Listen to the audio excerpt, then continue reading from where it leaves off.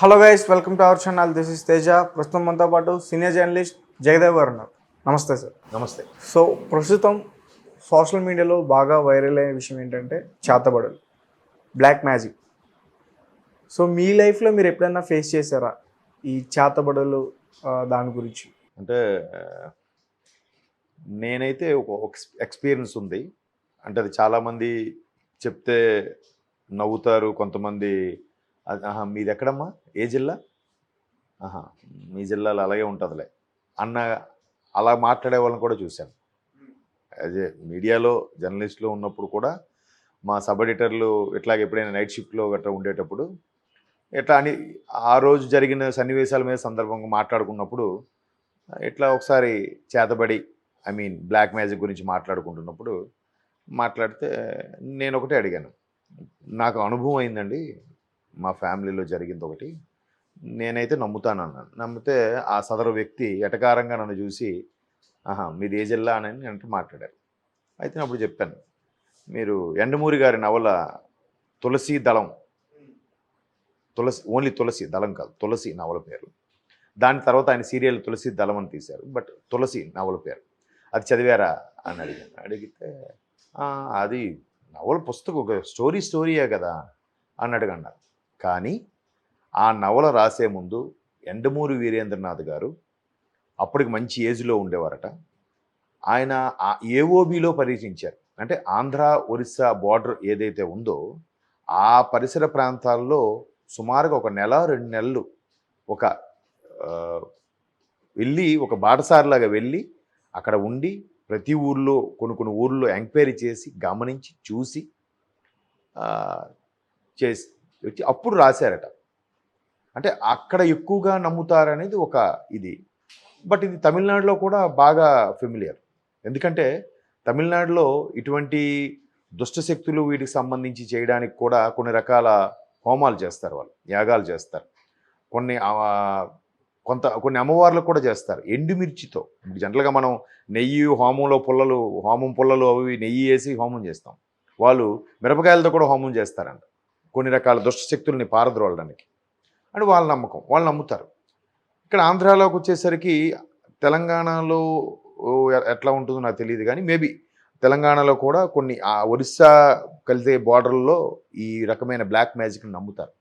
దాన్ని బాణామతి అని, చేతబడి అని, సెల్లంగి అని రకరకాల పేర్లు ఉన్నాయి వాటికి. మళ్ళీ అంటే రీసెంట్గా ఒక సినిమా కూడా వచ్చింది, మీరు చూస్తే విరూపాక్ష బ్లాక్ మ్యాజిక్ సంబంధించిందే. మా ఊరి పొలిమేర అని ఒక సినిమా వచ్చింది, చూసారు. సో అది ఇంచుమించు చేతబడికి సంబంధించినలాగే ఉంటుంది, బట్ అది గుప్త నిధుల కోసం సినిమా, అది విషయం పక్కన పెట్టండి. సో చేతబడి మీరు తులసి నవల చదివితే మీకు క్లియర్గా తెలుస్తుంది. దాన్ని బేస్ చేసి అప్పట్లో రాజేంద్ర ప్రసాద్, భానుప్రియతో సినిమా కూడా తీశారు, కాశ్మోరా అని. మన రీసెంట్గా కార్తీ తీసిన సినిమా కాశ్మోరా కాదు, ఒకప్పటి కాశ్మోరా. సో అక్కడ ఏంటంటే వాళ్ళు అందుకే జనరల్గా చాలామంది మీరు అబ్జర్వ్ చేస్తే జుట్టు దువ్వుకున్నప్పుడు కొన్ని పోగులు వచ్చి ఇలా చుట్టేసి వాళ్ళు పడేస్తూ ఉంటారు ఊర్లలో ఆడవాళ్ళు. అలా పడేసేటప్పుడు జస్ట్ దాని మీద ఫుతూ అని ఉమ్ము వేసేసి పడేయడం, అట్లా గోర్లు కత్తిరించినప్పుడు కూడా ఎక్కడో కాలువలో పడేయడం, లేదంటే ఎక్కడైనా ఎవరు మట్టని చోట ఎవరికి దొరకని చోట వేయడం గట్రా చేస్తుంటారు. ఎందుకంటే ఆ ప్రాంతాల్లో ఒక రకమైన నమ్మకం ఉంది, మనుషుల యొక్క గోరును కానీ ఈ వెంట్రుకను కానీ, అంటే రక్తంతో కానీ మన డిఎన్ఏకి సంబంధించింది కానీ ఏదో ఒక వస్తువు దొరికితే దాన్ని తీసుకొని వెళ్ళి దాన్ని ఆ పూజల్లో పెట్టి వాళ్ళు చేతబడి చేస్తారు అని మనం అంటే విన్నాం. అంటే నేను కొంతమందికి చూశాను, కొంతమంది సఫర్ అవ్వడం కూడా చూశాను. ఎలా సఫర్ అవ్వడం అంటే ఈ ఫర్ ఎగ్జాంపుల్ ఇంకా ఓపెన్గా చెప్పాలంటే మా నాన్నగారికే జరిగింది. ఎట్లా అంటే అఫ్కోర్స్ ఇప్పుడు మా నాన్నగారు లేరు అనుకోండి, తర్వాత అంటే రీసెంట్గా చనిపోయారు. ఇది నేను almost 5th class 4th class చదువుతున్న రోజుల్లో ఒకరోజు ఫైన్ డే నాన్నగారు నిద్రలో లేచి కూర్చున్నారు. ఏంటంటే గుండెల్లో గాబరగా ఉంది, ఏంటో అనీజీగా ఉంది. సరే అని చెప్పి డాక్టర్ దగ్గరికి తీసుకెళ్లారు ఆ రాత్రప్పుడు. అప్పుడు మా పెద్దగారు ఉన్నారు, ఆవిడే తీసుకెళ్లారు. వెళ్తే డాక్టర్ బీపీ ఏదో ఉంటుంది, ఎసిడిటీ ప్రాబ్లమ్, సరే నిద్ర లేకపోయింటే జర్నీ చేస్తుంటారు. డాక్టర్స్ ఇంకేం చెప్తారు, వాళ్ళు ఏం చెప్పలేరు. ఇప్పటికీ ఈ రోజుకి కూడా సైన్స్కి అంతు చిక్కని విషయాలు చాలా ఉన్నాయి, బట్ వాళ్ళు ఒప్పుకోరు డాక్టర్స్. వాళ్ళకి తెలియంది ఏదైనా ఉంటే అవును ఇట్లా ఈయన ఎలా బతికొచ్చాడు, ఇట్స్ ఎ మిరాకిల్ అనేస్తారు. మిరాకిల్ ఏంటి? Can you define that? ఆ మిరాకిల్ని డిఫైన్ చేయండి ఏంటని. వీళ్ళు చెప్పలేకపోతే మిరాకిల్ అనేస్తున్నారు. సో అది ఇంక వేరే సబ్జెక్ట్ వదిలేడు అటెల్. అయితే మా నాన్నగారికి అట్లా అయింది. ఆ తర్వాత ఊరికే మా అమ్మగారిని చూసి ఎవరు నువ్వు అని అడగడం, ఇట్లా ఒక్కసారి మతి భ్రమించినోట్లా బిహేవ్ చేయడం. అంటే తర్వాత మా పక్కింటి ఒక ఆవిడ ఉంటారు, ఆవిడ పిలిస్తే మా అమ్మ అంటే నాకు ఇదంతా చిన్నగా గుర్తుంది. తర్వాత తర్వాత పెద్దయ్యాక అమ్మ అక్క వాళ్ళు చెప్పడం కొంత తెలుసుకున్నాను. అయితే ఏంటి ఇట్లా పక్కింటి ఆవిడ తీసుకొచ్చి ఆవిడ అడిగితే ఆవిడమ్మ ఇదేదో గాలి సోకినట్టుంది తల్లి, మీరు ఎవరికైనా చూపించండి భూత వైద్యుడు లాంటివి ఉంటే. అలాంటివి ఏం తెలిస్తే ఫస్ట్ టైం అడ్మిట్ చేసినప్పుడు నమ్మం జనరల్గా ఎవరు కూడా. ఇప్పుడు నేను చిన్నవాళ్ళు అక్క వాళ్ళు కూడా చిన్నవాళ్ళు. మా పెద్దక్క కొంచెం ఐడియా, కొంచెం తను అప్పటికి గ్రాడ్యుయేట్ కాబట్టి కొంచెం ఐడియా ఉంది ఏంటో ఏదో అంటే సరే ఎవరు చెప్పినా కూడా ఎందుకు చూపిద్దామని. ఏ డాక్టర్కి చూపించినా ఎవరు ఏం చెప్పలేదు, స్పెషలిస్ట్ చూపించినా ఏం చెప్పలేకపోతున్నారు. సో అప్పుడు ఇలాంటి కొంతమంది వ్యక్తి చెప్తే ఆయన అప్పుడు ఫలానా దగ్గర మీరు ఎక్కడైనా బయటికి ఒంటరిగా ఉండే ప్రాంతాల్లో వెళ్ళడం కానీ, అలాంటప్పుడు ఉలిక్కి పడ సన్నివేశాలు ఏమైనా జరిగాయా అని అడగడం. అట్లా ఉలిక్కి పడినప్పుడు కొన్ని రకాలవి శక్తులు, దుష్ట శక్తులు ఆవహిస్తాయని చెప్తారు. అది ఎలా అంటే ఆ దుష్ట శక్తులు కూడా ఎలా ఉంటాయంటే కొంతమంది మనుషులు చనిపోయేటప్పుడు వాళ్ళ తిథులు కానీ వాళ్ళు చనిపోయే నక్షత్రాలు కానీ సరిగ్గా లేకపోతే అప్పుడు వాళ్ళు ఇక్కడే ఆత్మగా తిరుగుతారట. ఆ తిరిగే వాళ్ళని ఈ చేతబడి చేసే వాళ్ళు వాళ్ళని యూటిలైజ్ చేసుకుంటారట, మనుషుల మీదకి ప్రయోగిస్తారట. అంటే ఇది ఎందుకు చెప్తున్నానంటే మా నాన్నగారికి అలా జరిగేటప్పుడు అతను ఒకసారి ఇలాగే మీ ఎవరు ఆ పక్కింటి ఆవిడ వచ్చి ఏంటి ఇలా బిహేవ్ చేస్తున్నా, మాస్టర్ ఎవరు మీరు అని అంటే నేను మా నాన్నగారు మాస్టరే బట్ ఆయన పేరు ఇంకేదో చెప్తున్నారు, నేను పలానా అతను పలానా వీధిలో ఉంటాను ఇలా మాట్లాడుతున్నారు. అది సైంటిఫిక్ పరంగా చూస్తే దాన్ని ఏమంటారు, సైకియాట్రిక్ డిజార్డర్ అంటారు, మల్టిపుల్ డిజార్డర్ పర్సనాలిటీ అంటారు, ఏదో చెప్తారు. గతంలో కూడా ఒక పెద్ద ఆవిడ చిన్నపిల్లలాగా మాట్లాడిందని, చిన్నపిల్లలాగా కలకత్తాలో నేను పలానా వీధిలో పలానా దగ్గర పుట్టి పెరిగానని కూడా చెప్పిందని చెప్పారు. చెప్తే అది గత జన్మ స్మృతులు అన్నారు కొంతమంది అన్నారు ఇలాంటి చేతబడి అయి ఉంటుంది, ఆ చిన్నపిల్లని వీళ్ళ మీద ప్రయోగించారు కాబట్టి కోరికలు తీరకుండా ఆ చిన్నపిల్ల చనిపోయింది కాబట్టి ఇది ప్రయోగించారు కాబట్టి ఈ పెద్ద ఆవిడ ఆ చిన్నపిల్లలా మాట్లాడుతుందని కూడా కొంతమంది చెప్పారు. ఇదే సన్నివేశం ఒకసారి నెల్లూరులో ఎక్కడో జరిగినప్పుడు ఒక చిన్నపిల్ల ఒక 60 ఏళ్ళ ముసలావిడలాగా మాట్లాడింది అనమాట. నాకు ఎంతమంది పిల్లలు, నా కొడుకులు ఎంతమంది, నా కొడుకులు అక్కడ ఉన్నారు ఎక్కడ ఉన్నారని. దాన్ని కూడా మల్టిపుల్ డిజార్డర్ అన్నారు. సైంటిఫిక్ ప్రకారంగా మన చేదస్థం అనుకునే సోకాళ్ళు వీళ్ళు చేతబడి అనుకునే వాళ్ళు లేదేదో ఆవిని ప్రయోగించారు ఎవరో అనుకున్నారు. తీరా అక్కడికి వెళ్ళి ఎంక్వైరీ చేస్తే ఆ పెద్దావిడ ఎవరైతే కొడుకులు కూతురు అన్నారో వాళ్ళందరూ అలాగే ఉన్నారు. నిజమేనంటది. అంటే పెద్దావిడ చనిపోయే తిథులు సరిగ్గా లేకపోవడం, ఇట్లా చేతబడి చేసేవాళ్ళు వాళ్ళని ఉపయోగించుకున్నారని కొంతమంది విశ్లేషణ. అయితే మా నాన్నగారు కూడా అలాగా ఏదో పిచ్చి పిచ్చిగా మాట్లాడడం. అప్పట్లో ఊర్లలో ఏంటంటే అదే సాయిబులు అంటారు ముస్లిమ్స్, వీళ్ళు అటువంటివి తావిత్తులు కట్టడం అవి చేస్తుంటారు. అట్లా చేసినా కూడా అది ఆవహించింది తీసి ఒక జాడీలోకి వేసి పెట్టి దాన్ని ఎక్కడో భూమిలో పాతిమని చెప్తారు. ఒక జాడో లేదంటే ఒక గ్లాస్ బాటిలో అట్లాంటివి అట్లు చేసి పెట్టమంటారు. అప్పుడు నేను చిన్నవాడిని, మా ఇంట్లో అందరూ ఆడపిల్లలే కాబట్టి మా నాన్నగారే మళ్ళీ దాన్ని తీసుకెళ్ళి జనరల్గా వాళ్ళు వెళ్ళకూడదంట, ఎవరికైతే చేయించారో వాళ్ళు వెళ్ళకూడదంట. బట్ మన ఆప్షన్ లేక మా నాన్నగారే మళ్ళీ వెళ్ళారు. సో వెళ్ళడం వల్ల ఏమైందంటే మళ్ళీ అదే ఆవహించింది అని కూడా తర్వాత ఇంకోళ్ళు చెప్పారు. అంటే నాన్నగారికి డిసీజ్ ఏం కనబడేది కాదు కానీ మనిషి బక్కగా అయిపోయేవారు, విపరీతంగా తినేసేవారంట. అంటే ఉదయం తింటే మళ్ళీ మధ్యాహ్నం తినే ఆకలేస్తుందని మళ్ళీ సాయంత్రం తినేవారంట. మళ్ళీ రాత్రికి ఏదైనా టిఫిన్ చేయని చెప్పి మళ్ళీ రాత్రి 9 తినేవారంట. ఎంత ఇచ్చినా తినేసేవారంట, ఆకలేస్తుంది అనేవారంట. అంటే వాళ్ళు చెప్పేది ఏంటంటే ఒక ఇంట్లో వేరే దుష్ట శక్తి ఆవహించింది కాబట్టి ఎంత తిన్నా కూడా ఆకలి సరిపోవట్లేదు, అది కోరుకుంటుంది కాబట్టి అన్నట్టుగా వాళ్ళు చెప్పేవారు. బట్ డాక్టర్స్ దగ్గరికి వెళ్ళి స్కానింగ్లు రిపోర్ట్ ఇందులో ఏమీ దొరికేది కాదు. ఆయన నాన్నగారు ఫ్రెండే ఆయన డాక్టర్ ఎంకేవి పట్నాయక్ గారని, ఆయన కూడా చూసేవారు. అంటే ఇవన్నీ ఇప్పుడు ఇట్లాంటి లైవ్లో చూసిన తర్వాత నమ్మకుండా ఎలా ఉంటాం? ఇప్పుడు అతను చూస్తే నేను దగ్గరికి వెళ్తే ఎవరు నువ్వు పో అని తోసేది. నాకు చిన్న గుర్తు బాగా, ఏంటి మా నాన్నగారు నేను దగ్గరికి వెళ్తే నేను చిన్నోండి కదా, బాగా ముద్దు చేస్తారు కదా, ఎట్లా బిహేవ్ చేస్తున్నారు అన్నట్టుగా కూడా ఉండేది. తెలిసేది కాదు. తర్వాత అమ్మ, అక్కలు వీళ్ళంతా నాన్నకు అప్పుడు ఇలాగా కొంతమంది పడని వాళ్ళు చేపించారు నాన్న అన్నట్టు. అది ఎక్స్పీరియన్స్ అయిన వాడు నమ్ముతాడు, కానివాడు ఏ కథలు చెప్తున్నాడు రా అని అనుకోవచ్చు.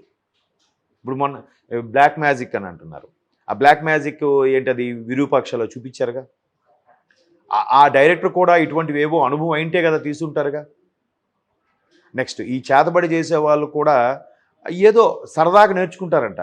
తర్వాత ఆ నేర్చుకున్న దానికి ఆ శక్తి వీళ్ళని ప్రేరేపిస్తుంది.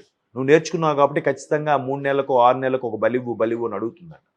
అలా ఇవ్వని పక్షంలో వాళ్ళ ఇంట్లో కొంతమందినే బలి తీసుకునే అవకాశాలు కూడా ఉంటాయట, వాళ్ళకి ఇష్టమైన వాళ్ళని వీలుగాని ఇవ్వకపోతే. అందుకే చాలా ఊర్లలో కూడా నేను విన్నది, నేను చూసింది కూడా, అట్లా ఎవరైనా అనుమానం వచ్చి వీడు చేస్తున్నాడు వీడి వల్లే చనిపోయారా అనుకున్న వాళ్ళకి ఫస్ట్ వాళ్ళు ఏం చేస్తారు, చెట్టు కట్టేసి కొట్టేసి ఫస్ట్ పళ్ళు పీకేస్తారు వాళ్ళని. పళ్ళు ఎందుకు పీకేస్తారంటే ఏదైనా ఇట్లాంటివి చేసేటప్పుడు మంత్రోచ్చారణ అనేది కరెక్ట్గా ఉండాలి. మంత్రోచ్చారణ సరిగ్గా లేకపోతే ఆ మంత్రం ఫలించకపోతే వాడు అనుకున్నది సిద్ధించదు. సో పళ్ళు లేకపోతే సరి పలకలేరుగా, సుని గాలి వచ్చేస్తుందిగా. సో అందుకు పళ్ళు పీకేసి వాడిని చంపకుండా పళ్ళు తీసి వదిలేస్తారు. అట్లా చాలా ఊర్లో జరిగాయి. ఎవరేమైతే అనుమానం వచ్చిందో కొంతమంది చంపేసేవారు కూడా. ఒరిస్సాలో అయితే కొన్ని దగ్గరలో చంపేయడం కూడా జరిగింది. గ్రామ ప్రజలందరూ కలిసేవాడిని, ఇట్లాంటి వాడు బతకూడదు అనే ఉద్దేశంలో. ఇప్పుడు మనకి విరూపాక్షలు చూపించేది అదే కదా. వీడు ఏదో చేస్తున్నాడనే ఉద్దేశంలో ఆ తండ్రిని చంపేస్తారు. తండ్రి మంచి కోసమే చేస్తాడు, చంపేస్తాడు. దాన్ని వీళ్ళు మిస్యూజ్ చేస్తారు పిల్లలు కదా. అదే కదా స్టోరీ. అవి ఉన్నాయి, చాలా దగ్గర ఉన్నాయి. వాళ్ళని ఇప్పుడు ఇందాక చెప్పాను కదా, గోర్లు వెంట్రుకలు లాంటివి తీస్తారని. వాళ్ళని తీసినప్పుడు అవంతా ఒక చిన్న మట్టి బొమ్మలా చేసి దాంట్లో పెట్టి దాన్ని పూజ చేసి వాళ్ళ ఆత్మలాగా ఆవహించేలా చేసి వాటికి గుచ్చడం, వీళ్ళు గుచ్చితే అక్కడ గుచ్చి మన మాయిల పకీర్ సినిమాలో లాగా చిలకలో ప్రాణం ఉండి చిలకను గుచ్చితే మాయిల పకీరికి ఇబ్బంది కలిగేలాగా ఉండడం. అవన్నీ పుక్కిడి పురాణాలు ఇవి కాదు, ఒకప్పుడు ఉండేవి. దాని విరుగుడు కూడా ఉండేవి మన దగ్గర. ఆ మంత్రాలు వేసి, నా చిన్నప్పుడు మా పక్కింట్లో ఒక బామ్మ ఉండేది. నాకు ఫీవర్ వస్తే ట్యాబ్లెట్లు వేసిన తగ్గేది కాదు. ఆ బామ్మ వచ్చి మంత్రం వేసేది. మంత్రం వేస్తే తెల్లవారు తగ్గేది. మరి దీన్ని ఎలా నమ్మాలి? బట్ ఇప్పుడు జనరేషన్లో ఆ మంత్రాలు నేర్చుకునే వాళ్ళు లేరు. తరతరాలుగా ఇదైపోతుంది. పాముల నర్సయ్య గారని ఉంటుంది, మీరు యూట్యూబ్లో కొట్టినా కూడా వీడియో వస్తుంది. ఆయనంటే అసలు బ్రిటిష్ హయాంలో రైల్వేలో ఒక ఎంప్లాయ్ ఆయన. ఆఖరికి ఒక గవర్నర్ జనరల్కి కూడా ఒక పాము కాడేస్తే పలానా మద్రాసు పరిధిలో ఉండే ఒక స్టేషన్లో ఆ పాముల నర్సయ్య గారు ఉన్నారు, ఆయన తీసుకురండి మంత్రం వేసి తగ్గుతుంది అని. ఎన్ని పసర్లు ఎన్ని ఇంగ్లీషులు వేసినా తగ్గలే. అప్పుడు ఆయన వచ్చి మంత్రం వేస్తే లేచి కూర్చున్నాడట ఆఫీసులో. అది ఉంది కూడా చరిత్రలో.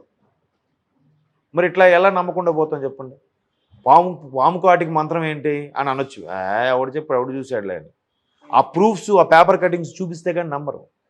అప్పుడు జర్నలిస్టులు కూడా మ్యాక్సిమం ఆల్మోస్ట్ వాళ్ళు కమ్యూనిజం భావజాలం కానీ లేదంటే నాస్తికవాదంతో ఉండేవాళ్ళు కదా జర్నలిస్టులు ఒకప్పుడు కూడా. అలాగే ఉండాలి. అలా ఉంటేనే వారు ఎవరికి కొమ్ము కాయకుండా రాసేవారు న్యూస్లు. ఏ పార్టీకి కానీ ఏ వాస్తవాన్ని వాస్తవంగానే రాసేవారు. ఈ మూఢనమ్మకాలు ఇవన్నీ నమ్మకుండా ఉండేవారు జర్నలిస్టులు ఒకప్పుడు. సో వాళ్ళే రాశారని అంటే ఇంకా నమ్మకుండా ఏముంటుంది? ఇప్పుడు అరుణాచలంలో తిరువన్నామలలో రమణ మహర్షి గారు మహాసమాధి జరిగిన రోజు ఒక రకమైన వెలుగు వెళ్ళి ఆ అరుణాచలం కొండలో వెళ్ళి కలవడం చూశారు. కొన్ని వేల మంది చూశారు. అది నెక్స్ట్ డే పేపర్లో కూడా వచ్చింది అది. మరి దాన్ని ఎట్లా అంటాం? ట్రాష్ అంటారా? అది ఎవడో తారాజు వదిలాడని అంటారా? లేదా ఆకాశం నుంచి ఉల్కపడింది అని అంటారా? నమ్మనోడు ఏదైనా అనొచ్చు, నువ్వు చూసావా అని అనొచ్చు. అది లైవ్లో చూసినోడికి అర్థమవుద్ది అని దాని ప్రభావం ఏంటి, దాని శక్తి ఏంటని. సో చేతబడి అనేవి అంటే ఇప్పుడు రాను అవి చేసేవాళ్ళు పోయారు, అవి వస్తే విరుగుడు చేసేవాళ్ళు కూడా పోయారు. పూర్వం ఏంటంటే ఒక పరిధిలో ఒక ఊర్లో వరకే ఉండేవారు కాబట్టి వాళ్ళు చేసే శక్తులు కూడా ఫలించేవేమో. ఇప్పుడు విదేశాలకు వెళ్ళిపోతున్నారు. వీళ్ళు చేసే వాళ్ళకి ఆ మనుషుల యొక్క కదలికలు అడుగుజాడలు కూడా తెలియాలంట. తెలిస్తేనే వీళ్ళు కరెక్ట్గా చేయగలుగుతారట చేతబడి చేసేవాళ్ళు. ఇప్పుడు అది ఉండట్లేదు కదా. బట్ చాలా సినిమా, ఇప్పుడు కాంచనా సినిమా ఉంది, దానికి అలాంటి సంబంధించిన సినిమాయే కదా. కళావతిని ఏదో సినిమా వచ్చింది, అది అటువంటి రిలేటెడ్ సినిమాయే కదా. ఊరికే ఎందుకు తీస్తారు? ఇప్పుడు సోషల్ ఫ్యాంటసీ అనుకోవచ్చు. ఎక్కడో ఆ డైరెక్టర్ విన్న కథనో చూసిన కథనో లేకపోతే నాలాంటి వ్యక్తుల ద్వారా విన్న సమాచారాన్ని ఒక స్క్రిప్ట్గా రాసుకుంటాడు. దాని కొద్దిగా మసాలా యాడ్ చేసి సినిమా మ్యానిపులేషన్లా చూపిస్తాడు కాబట్టి మనం ఏముందిలే సినిమాలా అంటాం. అది రియల్గా జరిగిన వాళ్ళకి కళ్ళారా చూసిన వాళ్ళకి అర్థమవుతుంది.